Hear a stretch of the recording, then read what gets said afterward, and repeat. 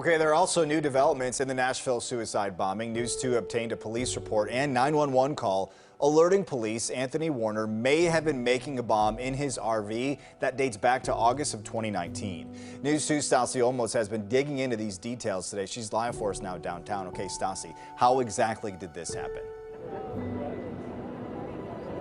Well, Eric, two major questions asked across the country right now.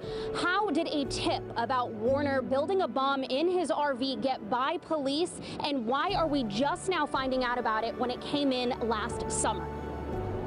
August 21st, 2019, an attorney claiming to represent both Anthony Warner and his girlfriend called to alert police she was going to kill herself and that Warner could be an even bigger threat. Has threatened to take her own life. And she has also given me information about another resident of that part of Nashville who is, I think, also got some mental and emotional problems, who is allegedly building bombs in his house on Bakertown Road, which is right off of Antioch Pike.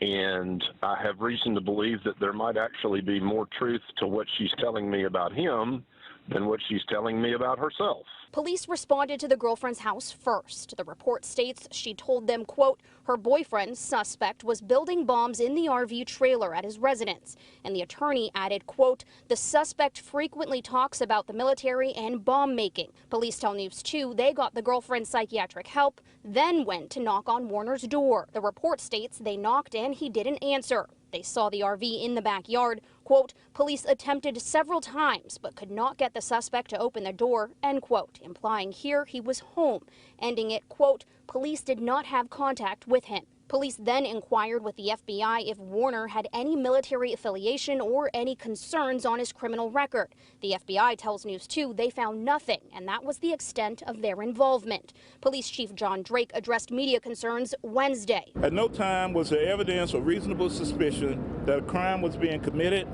and officers had no legal basis to go into Warner's fenced-in yard or home during August 2019. No additional action was taken after late August, and to the best of my knowledge, no other reports or information about Warner came into the police department. A criminal defense attorney says police could not constitutionally enter the home. While it's unfortunate, the law required a search warrant.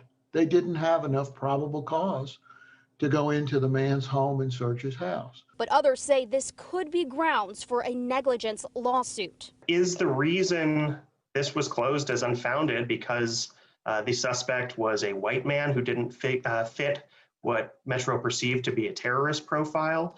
Is it because they did not believe the woman who reported these allegations? I think it's really important that we get to the bottom of those questions in order to be able to determine the scope of potential liability involved in this case. And why did it take days before we knew about this tip? Nashville Councilman Bob Mendez says he wants accountability. People definitely need to know what happened over the last week and why it took multiple reporters poking at this for several days in order to get the truth out of the police department.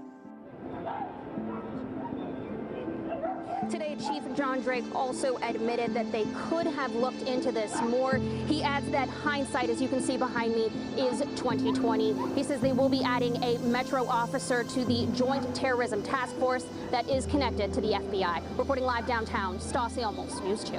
Metro Police actively facing a staffing issue as well. They were last summer, too. You can catch up with all of our continuing coverage of the Nashville bombing anytime. It's on our website, WKRN.com.